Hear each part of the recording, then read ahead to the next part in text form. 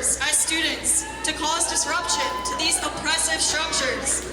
How do we know that we have the power? Well, across the country, we're seeing armed police and riot gears come onto our campuses. 理解一个人，从他的成长环境开始。大家好，欢迎来到1000种校园生活，我是校园卡。本期视频仍然拍摄于4月28日，发生于耶鲁大学的解放巴勒斯坦大游行。演讲者参与了哥大的抗议，被警察逮捕，释放后来到耶鲁交流斗争经验。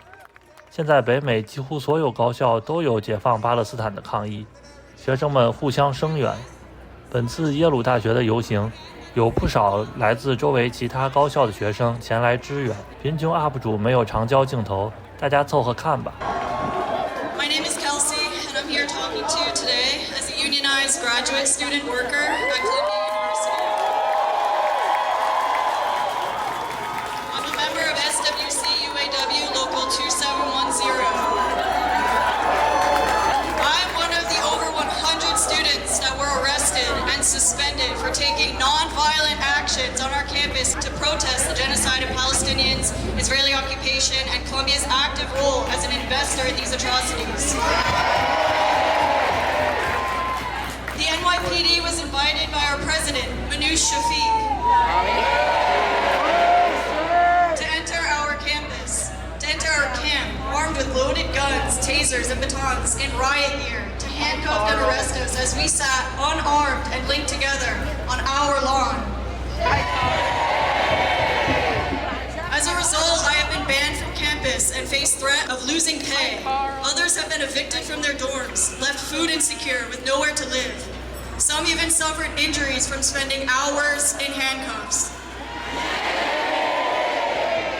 The Gaza Solidarity Encampment that was established on April 16th and raided by the NYPD on April 18th was a peaceful escalation of demands for Columbia to disclose, divest, and demand an immediate ceasefire. An escalation inspired by historical movements in 1968 and 1985, deemed necessary after months of Columbia's refusal to hear student demands or even acknowledge the Palestinians and their suffering.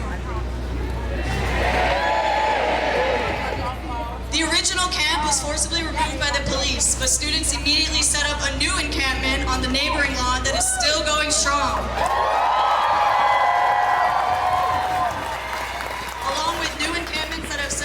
Around the country, like at UConn and Yale. Shout out to y'all. We appreciate you. We see your solidarity. Thank you. I was moved to act back on October 16th when an urgent call to end all complicity and stop arming Israel was made by Palestinian trade unions. In a global call to action, they set forth the following demands of trade unions in relevant industries. 1. To refuse to build weapons destined for Israel. 2. To refuse to transport weapons. 3. To pass motions in their trade union to this effect. 4. To take action against complicit companies. And 5. To pressure governments to stop all military trade with Israel, and in the case of the U.S., to stop funding it.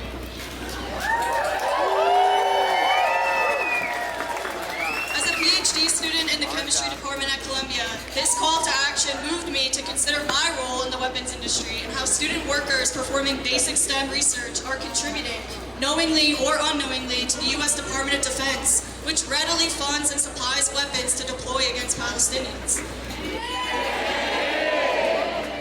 Like-minded folks from across the country have since been organizing as a group called Researchers Against War. In universities from Massachusetts to New York to California, we discuss how our labor as students performing research contributes to the war machine, profiting off of genocide and violence. Fundamental research in a field like mine is often seen as inherently neutral and apolitical. The labor we perform contributes to research ideas that may not be economically relevant or practical until decades later. However, this is the research that is by and large directed and funded by the Department of Defense. They outline their interests in basic research for future weapon systems, surveillance, and other military interests. They have rights to technology developed by student workers, included stuff like robot dogs that have been tested by the Israeli military for violence against Palestinians that were developed by students at UPenn. It is imperative that we understand and make this relationship between academic workers and the DoD abundantly clear so that we can assess the global and inherently political implications of our work. It is our right and an act of solidarity with Palestinians to refuse contributions to the military. We hold the power as workers, as students, to cause disruption to these oppressive structures. How do we know that we have the power? Well, across the country, we're seeing armed police and riot gears come onto our campuses. Invited by administrations that care more about the finances of their trustees than the voices of students chanting peacefully from our lawns. They fear our voices because they fear that we know the truth. As Palestinians continue to suffer famine and death in Gaza as I speak, it is vital that our civil liberties for speech and protest are protected as we see the increase in criminalization and repression of student activists. Following our mass arrest by NYPD, a solidarity pledge sent out by my local 2710 received broad support from UAW Region 9A,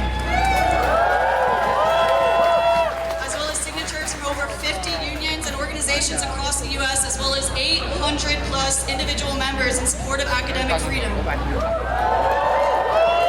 stand here to thank everyone who supported this pledge, showing our collective strength, and everyone here who continues to fight for Palestinians whose lives and freedom we cannot forget are central to this movement. The right to protest is necessary for every struggle, and the direct attack on this right is an attack on labor as well. Injury to one is an injury to all. As workers, students, and community members, this is our time to stand together. Divestment now, solidarity forever, free Palestine. Thank you.